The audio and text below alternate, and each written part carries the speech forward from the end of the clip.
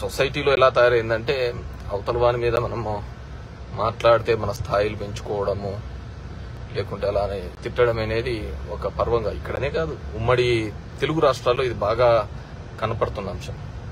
విషయం లేనప్పుడే చాలా మంది తిట్ల దండకము ఎత్తుకోవడం జరుగుతుంది. మొన్న చూసా భారతమ్మ మీద ఒకటి అన్నారని ఆ ఇంటికి పోతే విజయ్ ఏదో చేశాడని హడావిడి, ఇట్లా చాలా చోట్ల చూడడం జరిగింది. ఈ తిట్ల దండకము ఇప్పుడు ఈ తెలుగు రాష్ట్రాల్లో బాగా విపరీతంగా అయిపోతుంది.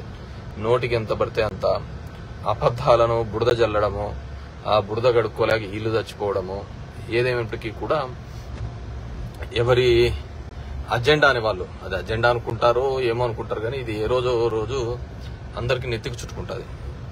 ఈ నిందలు వేసి బతికే కాలము మరి ఎన్నాళ్ళు బతికిస్తారు, దీని ద్వారా ఎన్ని ఓట్లు సంపాదించుకుంటారో మనకు అర్థం కావటం లేదు. కానీ ఇట్స్ నేను బ్యాడ్ కల్చర్ అంట.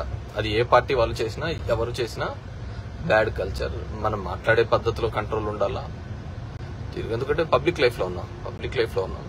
అదేవిధంగా ఒక సోషల్ మీడియా అనే ఒక ప్లాట్ఫామ్ ని వాడుకొని చాలా మంది కూడా నోటికొచ్చినట్టు మాట్లాడడం, తప్పుడు మెసేజ్లు పెట్టడము, ఇది పెట్టడం. డెఫినెట్ గా బాధించబడ్డవాడు, తప్పు అని తెలిసి బాధించేవాడు తనకు తగ్గ విధంగా ఏదో విధంగా చర్యలు తీసుకోవడానికి ఆలోచిస్తాడు. వీటన్నిటికంటే ఇదేంటంటే చట్టం ఏమో కొన్ని దాంట్లకేమో 41A నోటీసులు ఇచ్చేయాలా అన్నారు సోషల్ మీడియాలో.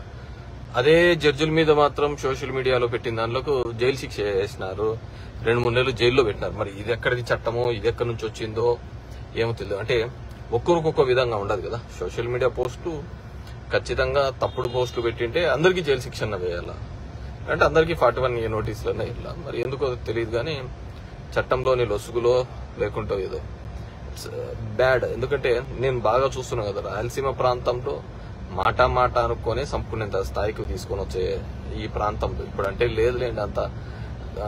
ఎప్పుడైతే ఎన్ఆర్జీఎస్ అనేది రావడం జరిగిందో మనిషి యొక్క ఆలోచన విధానంలో పనులు చేసుకుంటూ వాడు బతుకుతున్నాడు. కానీ ఏదేమిటికి కూడా మనం మాట్లాడే పద్ధతి కావచ్చు, ఇది కూడా బాగా ఉంటేనే బెటర్ అనేది నా యొక్క పర్సనల్ అభిప్రాయం. అబద్ధాలు చెప్పుకుంటూ అబద్ధాల మీదనే ఎన్నాళ్ళని రాజకీయాలు చేస్తాంటారు. నిజాలు చెప్తే జనాలకు నచ్చవు, దానిలకు ఇంకో విధంగా మాట్లాడుతూ ఉంటారు. నాకు అదే అనిపించింది. పవన్ కళ్యాణ్ గారికి అంత ఆక్రోశం వచ్చిందంటే సరే, సక్సెసివ్ గా జరిగిన ఈవెంట్స్ ప్రకారం ఎవరో ఒకరు అన్నారు అనుకోండి, అది తప్పే అనుకుందాము. కానీ మరి 1,00,000 కోట్లు తిన్నారని ఇంకోటి తిన్నారని అనే సందర్భం వచ్చినప్పుడు వాళ్ళు కూడా బాధపడి ఉంటారు కదా. సో ఏదంటికి కూడా ఆధారాలతో మాట్లాడే వాళ్ళు చాలా మంది తగ్గిపోయినారు. నా దాని మీద కూడా చూపించినారు, దాంట్లో ఎవరో రెంట్కి తెచ్చుకున్నవి గుర్రాలు చూపించినారు. ఆధారాలు లేవు, పాడు లేవు, ఊరికనే ఎవరి మటుకు వాళ్ళు మాట్లాడడం మొదలు పెడుతున్నారు. It's bad signature. అది ఎంత దూరమైనా దారి తీయచ్చు.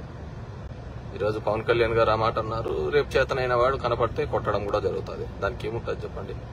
సో ఎప్పుడే కానీ నిందలు వేయడం మానండి. అది పవన్ కళ్యాణ్ మీద కావచ్చు, చిరంజీవి మీద కావచ్చు. చిరంజీవి పాపం టికెట్లో పెట్టుకుని అమ్ముకున్నారని పబ్లిష్ చేసినారు. ఆయన పాపం ఏం సంబంధం ఉంటుంది?